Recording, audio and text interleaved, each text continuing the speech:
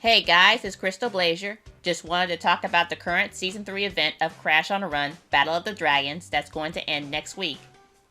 The story behind Battle of the Dragons is that a dimensional portal to the Dragon Realms was left open by female Entropy from the last game season, allowing two of Spyro's most notorious enemies to enter Crash's dimension, wreak havoc, and take over the Wampa Islands. These two enemies are Gnasty Gnorc and Dark Spyro. Spyro himself followed them through the Dragon Portal, but it became broken in the process. The main goal of Season 3 is to beat Dark Spyro, Gnasty Gnorc, other Crash villains, and restore the Dragon Portal for Spyro to return home. In Crash on the Run, the multiverse concept plays a major part in the game's story. The developers at King state that the game itself takes place at the center of the multiverse, where everything that's happened in the past Crash Bandicoot games could come together. This may also include the Spyro games too. Gnasty Gnorc either came from the first Spyro game timeline or from Spyro A Hero's Tale. His character profile for Crash on the Run seems to only apply to the first game. In my opinion, it's nice to see Gnasty Gnorc getting more attention after the Spyro Big Die trilogy and Crash Team Racing Nitro Fueled, although the Sorceress could have been added too since she appeared only as a major villain in one game. But I was mostly surprised when it was revealed that the main villain for the Battle of the Dragons crossover event was Dark Spyro, the evil counterpart of Spyro. Fans who know of Dark Spyro remember him from either the Legend of Spyro series, Skylanders, or the Skylanders Academy TV show.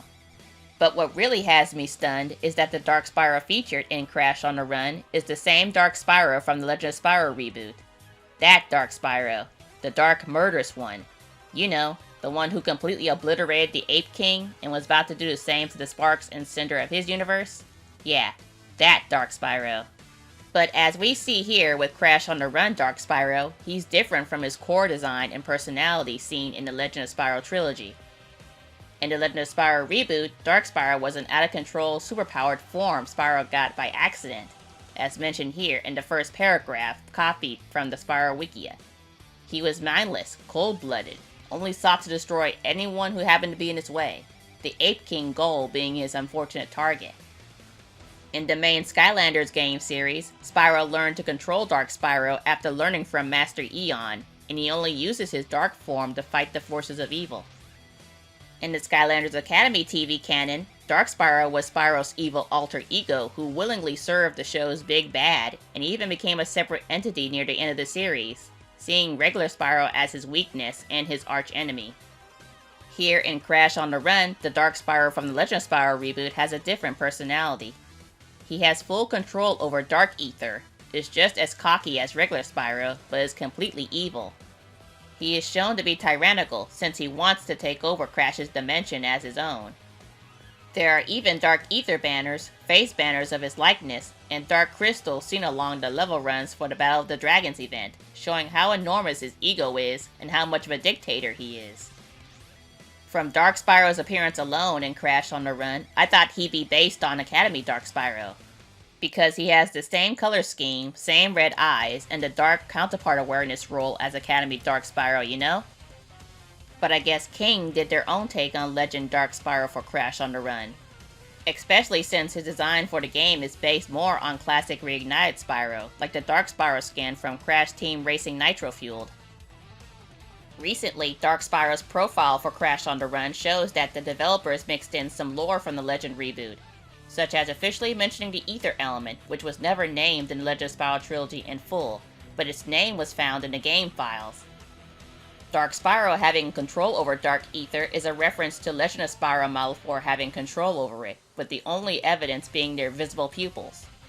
For those who don't know, when Spyro became Dark Spyro, his eyes are completely white, showing that the Dark Ether element was controlling him and he couldn't revert back to normal without outside assistance.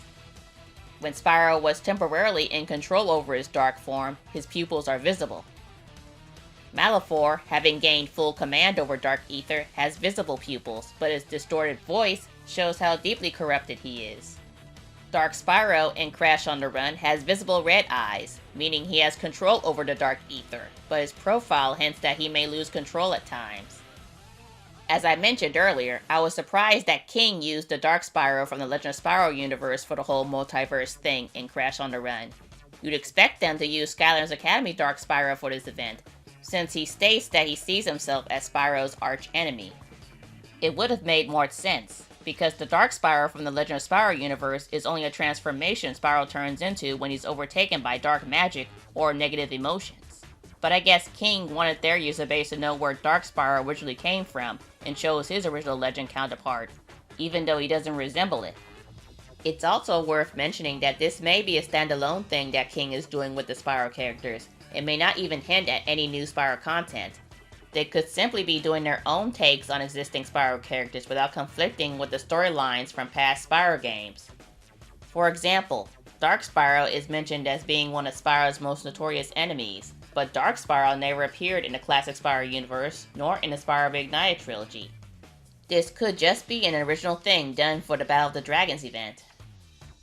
Fans speculate that the Legend Dark Spyro chosen for the event may have come from a different timeline in the Legend of Spyro universe, which brings out possibilities that this Dark Spyro came from a timeline where he split from regular Spyro and seeks to rule any world he sees fit. Another possibility would be that this Dark Spyro remained corrupted after his fight with the Ape King, killed his friends and family, and gained control over Dark Ether like Malefor did. That thought is haunting. In the end, the multiverse concept can be confusing to explore and explain. But from what I can gather is that the two Spyro villains came from different points in certain past Spyro games set in different universes. It was nice of King to do a Spyro crossover event for Crash on the Run, and how deep they went digging into the Spyro lore. This is the final week for Season 3, and I'm planning on going through it until it ends. Dark Spyro was a real treat to have as a villain for the event. I even liked that Nasty Nork was added in too. Thanks for tuning in, everyone. Let me know of your thoughts in the comments below. See you next time.